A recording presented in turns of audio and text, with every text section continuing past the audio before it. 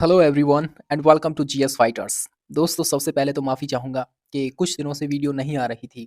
एक emergency situation में फंस चुका था। ये रीज़न यही था। ठीक है, तो सॉरी अगेन। उसके लिए मैं दिल से सॉरी चाहता हूँ कि लगभग 15 दिन हो गए कोई भी वीडियो हमने अपलोड नहीं की है। ओके, तो चलिए, अब देखिए हम इस वीडियो में क्या डिस्कस करेंगे।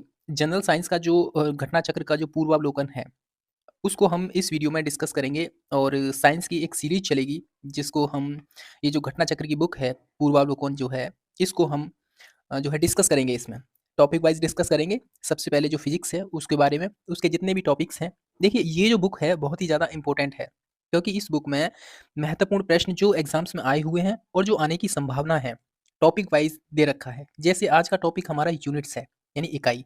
इकाई के बारे में जो भी बेसिक इन्फॉर्मेशन होगी पहले हम उसको डिस्कस करेंगे। उसके बाद जो विभिन्न एग्जामों में प्रश्न पूछे गए हैं, उन सभी प्रश्नों को इसमें हम लोग डिस्कस करेंगे। ठीक है, ये एसएससी जीडी और यूपी पुलिस के लिए तो ये समझिए जनरल साइंस का कोई टॉपिक है, फॉर एग्जांपल यूनिट है।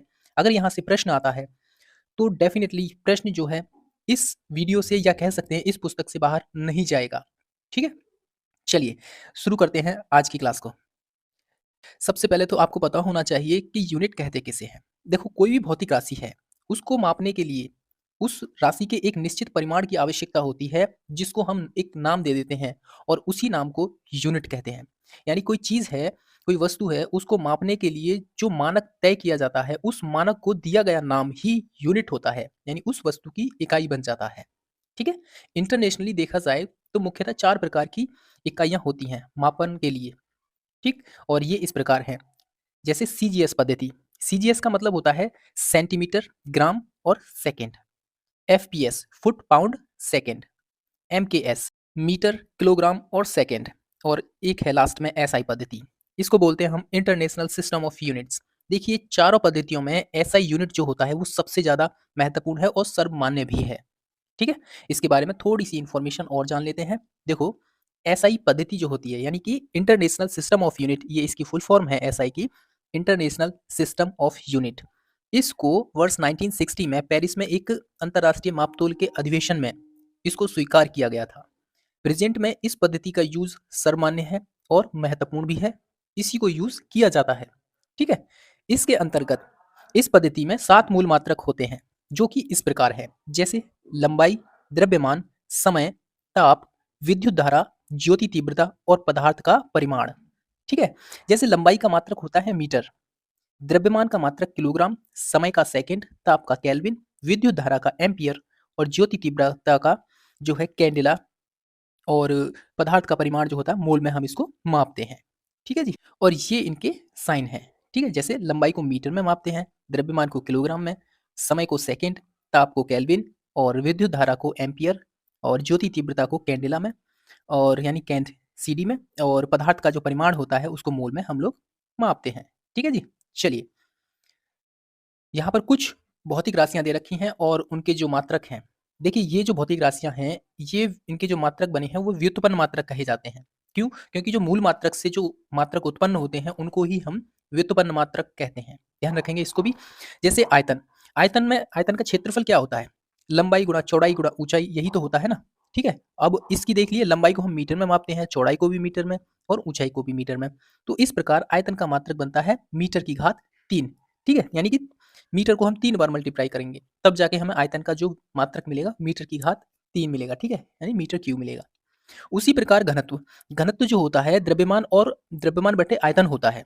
और हमने अभी डिस्कस किया था पिछली स्लाइड में कि द्रव्यमान को हम किलोग्राम में मापते हैं और आयतन का मात्रक ऊपर दे रखा है मीटर की घात 3। ठीक है, तो इस प्रकार घनत्व का भी मात्रक बन जाएगा किलोग्राम बटे मीटर की घात 3, या कह सकते हैं किलोग्राम मीटर माइनस में 3 हो जाएगा। ठीक है, वेग, वेग देखिए विस्थापन बटे समय होता है, और विस्थापन को हम लोग मापते हैं मीटर में। यानी कि विस्थापन क्या है? एक डिस्टेंस होती है, और डिस्टेंस को मापने का मात्रक क्या होता है? मीटर। ठीक है, और समय को सेकंड। तो इस प्रकार वेग का मात्रक बन जाएगा मीटर प्रति सेकंड। ओके, उसी प्रकार त्वरण का देखेंगे, बल का भी देखेंगे, कार्य का भी, शक्ति, समतल कोण और घन कोण, इन सभी का मात्रक जो है आप उनको बस इतना इतना याद रखिए। जैसे आयतन का मात्रक मीटर, घनत्व का इतना होता है किलोग्राम प्रति मीटर की घात 3, मीटर बटे सेकंड ये वेग का हो गया, और त्वरण का मीटर बटा सेकंड की पावर 2। इस तरीके से याद रखेंगे। ठीक है जी, चलिए, अब हम लोग जो हमने टॉपिक डिस्कस किया है, हमारा टॉपिक है यूनिट यानी कि इकाइयाँ। उससे रिलेटेड जितने भी महत्वपूर्ण प्रश्न हैं, उन सभी प्रश्नों को अब हम डिस्कस करते हैं। ठीक है? तो पहला प्रश्न पढ़िए आप लोग, निम्नलिखित में से कौन-सी मूल भौतिक राशि है? ठीक है? ध्यान रखना, प्रश्न में एक चीज़ हमेशा याद रखिए कि मूल भौतिक राशि है या नहीं है, यानी कि इस चीज़ का पॉइंट का याद रखना है कि क्वेश्चन में पूछा है, हाँ पूछा है या ना पूछा है। कई बार प्रश्न यहाँ से गलत हो जाता है और हम फिर बाद में पछताते हैं। ठीक है, पहला प्रश्न देखिए आप लोग, मूल भौतिक राशि कौन-सी है इनमें से? और अभी हमने डिस्कस किया था फर्स्ट स्लाइड सेकंड स्लाइड में कि 7 मूल भौतिक राशियाँ हैं एसआई पद्धति में और जिसमें कि लंबाई, द्रव्यमान, समय, ताप, विद्युत धारा, ज्योति तीव्रता और पदार्थ का परिमाण, ये 7 मूल भौतिक राशियाँ हैं। ठीक है? तो हमारे इस प्रश्न का सही जवाब ऑप्शन नंबर सी होगा, विद्युत धारा जो है एक मूल भौतिक राशि है। शक्ति का मात्रक क्या होता है? देखिए, शक्ति का मात्रक होता है इनमें से हर्ट्ज़ नहीं, हर्ट्ज़ तो नहीं होता है, वॉट होता है, ठीक है? शक्ति का मात्रक वॉट होता है, ठीक है? चलिए, अगला प्रश्न है बल का मात्रक क्या है? बल का मात्रक है कौन-सा? देखो बल जो होता है अभी हमने डिस्कस किया था, देखो बल जो है यहाँ पर देखिए आप लोग, बल का मात्रक या तो ये लिखा होगा किलोग्राम गुणा मीटर प्रति सेकंड स्क्वायर, ये हो सकता है, अन्यथा न्यूटन होगा, ठीक है? इनमें से एक होगा और ये ध्यान रखिए ये व्युत्पन्न मात्रक है। व्युत्पन्न मात्रक वो होते हैं जो मूल मात्रकों से उत्पन्न हुए होते हैं, ठीक है? हम लोग डिस्कस कर चुके हैं, ठीक है? चलिए, 1 सेकंड। हुँ। बल का मात्रक देखिए न्यूटन है यहाँ पर। कार्य का मात्रक है, देखो एक तो कार्य का मात्रक मात्रक होता है न्यूटन मीटर, ये सही है, कार्य का मात्रक न्यूटन मीटर होता है।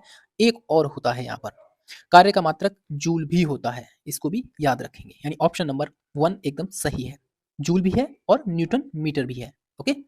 चलिए, आवृत्ति को मापा जाता है, जो फ्रीक्वेंसी होती है उसको हम किस में मापते हैं? आवृत्ति को मापा जाता है हर्ट्ज़ में, ठीक है? ध्यान रखेंगे, हर्ट्ज़ में हम लोग आवृत्ति को मापते हैं, ओके? इसको बोलते हैं एचटी, एक सेकंड, एचटीजेड में, इस तरीके से हम इसको लिखते हैं हर्ट्ज़ को, ओके? हर्ट्ज़ में मापा जाता है। देखिए, ये जो प्रश्न है अपोज़िट कर दिया है, प्रश्न का जो है उत्तर बना दिया और उत्तर का जो है हमने प्रश्न बना दिया इन दोनों प्रश्नों में ही, ठीक है? तो आप ईज़िली बता पाओगे हर्ट्ज़ में हम आवृत्ति को मापते हैं, ठीक है? चलिए, ओम मीटर मात्रक है, आपको बताना है ओम मीटर किसका मात्रक है? प्रतिरोध का, चालकत्व का, प्रतिरोधकता का, आवेश का या उपर्युक्त में से कोई नहीं, ठीक है? या उपर्युक्त में से एक से अधिक का। देखिए, ओम मीटर जो मात्रक होता है, ये रेज़िस्टेंट का होता है, यानी प्रतिरोधकता का होता है, ठीक है? ध्यान रखेंगे, प्रतिरोध का नहीं, प्रतिरोधकता का, ओके? चलिए, और ये जो प्रश्न है ना, ये बीपीएससी के प्री एग्ज़ाम में पूछ लिया गया है 2020 में, यानी लेटेस्ट क्वेश्चन कह सकते हैं आप इसको। इसीलिए ध्यान रखेंगे प्रतिरोधकता का मात्रक होता है, ठीक है? प्रकाश वर्ष इकाई है, बहुत ही पॉपुलर प्रश्न है कि प्रकाश वर्ष किसकी इकाई है? देखिए, प्रकाश वर्ष है दूरी की इकाई।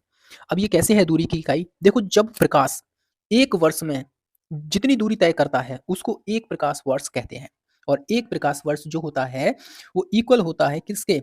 9.46 मल्टीप्लाई बाय 10 की पावर 15 मीटर के। ध्यान रखेंगे इसको, ये भी इम्पोर्टेंट है। 9.46 मल्टीप्लाई 10 की पावर 10 मीटर के बराबर होता है, ठीक है? इसको याद रखेंगे और इसको बोलेंगे प्रकाश वर्ष जो है दूरी का मात्रक होता है, ठीक है? चलिए, प्रकाश वर्ष है। अब आप मुझे बताइए, अभी मैंने बताया आपको कि जब प्रकाश 1 वर्ष में जितनी दूरी तय करता है, तो उसको 1 प्रकाश वर्ष कहा जाता है, ठीक है? तो इस प्रकार देखिए, वह दूरी जो प्रकाश 1 वर्ष में तय करता है, यानी ऑप्शन नंबर बी एकदम सही है, ठीक है? चलिए, 1 पारसेक तारों संबंधी दूरियां मापने का मात्रक किसके बराबर होता है? देखो, सबसे पहले तो पारसेक एक मात्रक है, किसके बीच का? जब तारों से संबंधित दूरियां मापी जाती हैं उसका, ठीक है? अब आप मुझे बताइए कि 1 पारसेक किसके बराबर होता है? और 1 पारसेक होता है 3.25 प्रकाश वर्ष के बराबर, ठीक है? यानी कि पारसेक जो है प्रकाश वर्ष से भी बड़ा मात्रक है, क्योंकि 1 प्रकाश वर्ष किसे कहेंगे? जब प्रकाश जो है 1 वर्ष में तय की गई दूरी के बराबर होता है। लेकिन यहाँ पर प्रकाश वर्ष जो है 3.25 होना चाहिए, तब जाकर 1 प्रकाश वर्ष बनेगा, 1 पारसेक बनेगा, ठीक है? चलिए, एम्पियर मापने की इकाई है, एम्पियर मापने की इकाई है। अब आप हमें बताइए अपने ऑप्शंस के हिसाब से, एम्पियर को किस में मापा जाता है? देखिए, एम्पियर जो है ये एक यूनिट होता है, विद्युत धारा का, ठीक है? बिजली मापी जाती है इसमें। मेगावाट बिजली के नापने की इकाई है, कौन-सी है? मेगावाट जो बिजली होती है, उसको मापा जाता है, जो उत्पादित की जाती है, यानी कि जो बिजली उत्पादित की जाती है, उसको मेगावाट में मापा जाता है। ठीक है जी? अब देखिए इन प्रश्नों में आपको क्या करना है। एक तरफ दे रखी है भौतिक राशियाँ और दूसरी तरफ दे रखा है यूनिट्स यानी इकाइयाँ। ठीक है? हमको इन्हें मैच करना है किसके साथ? इन दोनों के साथ में। त्वरण, देखिए त्वरण की जो यूनिट होती है मीटर प्रति सेकंड स्क्वायर होती है। माफ़ कीजिए यहाँ पर हम एक लिख लीजिए स्क्वायर, ठीक है? मीटर प्रति सेकंड स्क्वायर होती है त्वरण की। अब आप मैच कर जाएँगे अगर आपको पता है, तो आप पहले ही इस प्रश्न का जवाब मिल जाएगा, ठीक है? यानी ऑप्शन नंबर डी यानी कि ए का 4 हो जाएगा। बल का मात्रक होता है न्यूटन, ठीक है? और कृत कार्य का जो मात्रक होता है, कार्य का जूल होता है, आवेग का मात्रक होता है न्यूटन सेकंड, ठीक है जी? तो इस प्रकार ऑप्शन नंबर डी एकदम सही है। उसी प्रकार क्वेश्चन नंबर 14 में भी हम लोग मैच करने का प्रयास करेंगे, ठीक है? अब आप बताइए जूल जो है किसका मात्रक होता है? जूल किसका मात्रक होता है? ये होता है कार्य का, ठीक है? यानी जूल जो है कार्य का मात्रक होता है, एम्पीयर धारा जो विद्युत धारा होती है उसका होता है, ठीक है जी? और वाट जो होता है ये होता है शक्ति का यानी कि सामर्थ्य। ध्यान रखेंगे या तो शक्ति लिखा होगा या सामर्थ्य लिखा होगा, ठीक है? वोल्ट, वोल्ट मात्रक होता है विभवांतर और कैलोरी जो है ऊष्मा का, ठीक है? इस प्रकार अब आप देखिए पहले का तीसरा यानी कि ऑप्शन नंबर 1 ही मिल रहा है, यानी कि ऑप्शन नंबर 1 1 3 सॉरी 3 1 2 4 5, ठीक है? तो इस प्रकार इनको भी आप याद रखेंगे। हालाँकि इस प्रकार से प्रश्न मुश्किल पूछा जा सकता है, सिंपल एक लाइनर में क्वेश्चन पूछा जाएगा, अगर पूछा गया तो। बट पता कुछ भी नहीं है, हो सकता है इस तरीके से मैच करने के लिए भी पूछ ले, ठीक है? तो हमें हर तरीके से तैयार रहना चाहिए। चलिए, अगला प्रश्न है निम्नलिखित में से कौन-सा सुमेलित नहीं है? ध्यान रखेंगे, सुमेलित नहीं है। देखिए यहाँ पर हम जो है डैश लगाना भूल गए, नॉट यहाँ पर लगाइए डैश और जी नॉटिकल मील यहाँ पर डैश लगाइए एक और एंगस्ट्रॉम के बाद लगाइए और प्रकाश वर्ष यानी कि यहाँ पर लगाइए, ठीक है? एक डैश और ये सारी चीज़ें आपको जो है पीडीएफ में करेक्ट होके मिल जाएँगी। 2 मिस्टेक हैं, ज़रूर करेक्ट होके मिलेंगी आपको और पीडीएफ आपको चाहिए तो नीचे टेलीग्राम चैनल का लिंक दिया गया है, उसे आप जॉइन कीजिए। टेलीग्राम चैनल पर वहाँ पर जितनी भी पीडीएफ हैं, बिल्कुल निःशुल्क हैं। आप वहाँ से डाउनलोड कीजिए और ईज़िली उनका लाभ उठाइए। ठीक है जी? चलिए, नॉट जो है जहाज़ की चाल की माप होती है, ये बिल्कुल सही है। नॉट में ही हम जहाज़ की चाल को मापते हैं। नॉटिकल मील में नौ संचालन में जो प्रयुक्त दूरियाँ होती हैं, जो वाटर डिस्टेंस होती है, नॉटिकल मील में हम उसको मापते हैं। एंगस्ट्रॉम में प्रकाश के तरंग दैर्ध्य की इकाई मापी जाती है। इसे भी याद रखेंगे। बट जो प्रकाश वर्ष होता है वो समय का नहीं, ये दूरी का मात्रक होता है। ध्यान रखेंगे, अभी हमने डिस्कस किया था कि प्रकाश वर्ष जो है दूरी का मात्रक है। तो इस प्रकार देखेंगे हम, तो हमारा जो ऑप्शन नंबर डी है एकदम सही है, यानी इसके हिसाब से, ठीक है? क्योंकि ये गलत है। प्रकाश वर्ष समय का नहीं, दूरी का मात्रक है। एंगस्ट्रॉम इकाई है। अभी हमने देखा था प्रकाश के तरंग दैर्ध्य की इकाई होती है। यानी कि ऑप्शन नंबर 1 एकदम सही है। एंगस्ट्रॉम जो है तरंग दैर्ध्य की एक यूनिट होती है। ठीक है जी? चलिए, अगला प्रश्न है 1 हॉर्स पावर में कितने वॉट होते हैं? बहुत ही पॉपुलर प्रश्न है और उम्मीद करता हूँ आपसे कि आपने इस प्रश्न का जवाब लगा लिया होगा, यानी दे दिया होगा।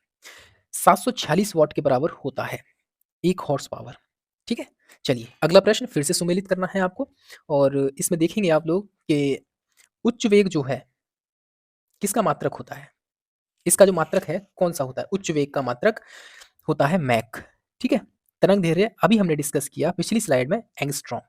दाब होता है पास्कल और ऊर्जा का मात्रक जूल होता है, ठीक है? यानी कि सीधा-सीधा मैच कर रहा है 1, 2, 3, 4 इस तरीके से ऑप्शन नंबर सी एकदम सही हो जाएगा। ठीक है जी? चलिए, जूल ऊर्जा से उसी तरह संबंधित है जैसे पास्कल।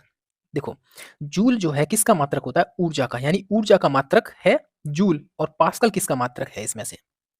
देखिए पास्कल मात्रक है दबाव का। देखिए यहाँ फिर से मिस्टेक है और फिर इस मिस्टेक को हम सही करेंगे, ठीक है? पीडीएफ में। ये है दबाव, ठीक है? इसको ध्यान रखेंगे आप।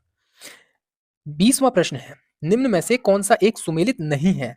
डेसिबल ध्वनि की प्रबलता को मापा जाता है इसमें, बिल्कुल सही है ये, ठीक है? अब इसमें पूछा है सही नहीं है, लेकिन ये तो सही है, तो ये ऑप्शन नहीं होगा। अश्व शक्ति, ये शक्ति की देखो नाम से ही पता चल रहा है, शक्ति की एक यूनिट होती है, ये भी सही है। समुद्री मील, ठीक है? नौ संचालन में दूरी की एक इकाई होती है, ये भी सही है। सेल्सियस ऊष्मा की इकाई होती है क्या? जी नहीं। सेल्सियस जो है ऊष्मा की नहीं, टेम्परेचर यानी ताप की इकाई होती है और ऊष्मा की इकाई होती है कैलोरी। ठीक है? ध्यान रखेंगे, ऊष्मा की इकाई कैलोरी होती है और सेल्सियस होती है ताप की इकाई। ठीक है? चलिए, अगला प्रश्न है, निम्न में से कौन-सी एक ऊष्मा की इकाई नहीं है? ध्यान रखेंगे, ऊष्मा की इकाई नहीं है। देखो, कैलोरी होती है, किलो कैलोरी होती है, किलो जूल भी होती है, बट वॉट नहीं होती। ठीक है? वॉट नहीं होती है और शक्ति के मापने के लिए यूज़ किया जाता है वॉट का। ओके? पास्कल इकाई है। अभी हमने डिस्कस किया कि जो पास्कल है, वो किसकी यूनिट है? देखो, इसकी एक यूनिट इकाई होती है न्यूटन प्रति मीटर स्क्वायर। ध्यान रखेंगे, न्यूटन प्रति मीटर स्क्वायर होती है पास्कल की एक यूनिट और ये होती है दाब की। ठीक है? ध्यान रखेंगे, पास्कल जो है दाब की एक यूनिट है। अगला प्रश्न है, पारिस्थितिकी दबाव यानी कि एटमॉस्फेरिक जो प्रेशर होता है उसकी एक यूनिट होती है। आप बताइए क्या होती है उसकी यूनिट? ठीक है? आपके ऑप्शंस हैं बार, नॉट, जूल या फिर ओम। देखो, जो पारिस्थितिकी दबाव होता है उसकी जो यूनिट होती है वो होती है बार। जैसे आपने देखा होगा कि जो बार ग्राफ होता है, जब अगर एकाएक नीचे गिरने लगे बार ग्राफ, तो ये समझा जाता है कि तूफान आने की संभावना बनी हुई है। ठीक है? अगला प्रश्न है, निम्न में से कौन सी अदिश राशि है? देखो, राशियां होती हैं दो प्रकार की, एक है सदिश और एक होती है अदिश। अब आप हमें बताइए कि कौन सी जो है अदिश राशि है। ठीक है? तो हमारे इस प्रश्न का सही जवाब ऑप्शन नंबर बी है। जो दाब होता है वो अदिश राशि है और शेष यानी बल, वेग और त्वरण ये सदिश राशियां होती हैं। ठीक है जी? अच्छा, एक चीज़ और मैं बताऊँ आपको, सदिश राशियाँ और अदिश राशियाँ क्या होती हैं? वे राशियाँ जिनको व्यक्त करने के लिए दिशा एवं परिमाण दोनों की आवश्यकता होती है, सदिश राशियाँ कही जाती हैं। ठीक है? ये सदिश राशियाँ कहलाते हैं, जैसे बल है, वेग है, विस्थापन है, त्वरण है, संवेग है आदि इस तरह से। और जिन राशियों को व्यक्त करने के लिए केवल परिमाण की आवश्यकता होती है, दिशा की आवश्यकता नहीं होती, उन्हें अदिश राशियाँ कहते हैं। जैसे आयतन, दाब, चाल, दूरी आदि। ठीक है? इस तरीके से ध्यान रखेंगे आप लोग। चलिए, तेल का एक बैरल निम्न में से लगभग कितना होता है? इंपॉर्टेंट प्रश्न है। ऑलरेडी ये जो प्रश्न है पूछा गया है उत्तर प्रदेश पीसीएस के प्री एग्जाम में। ठीक है?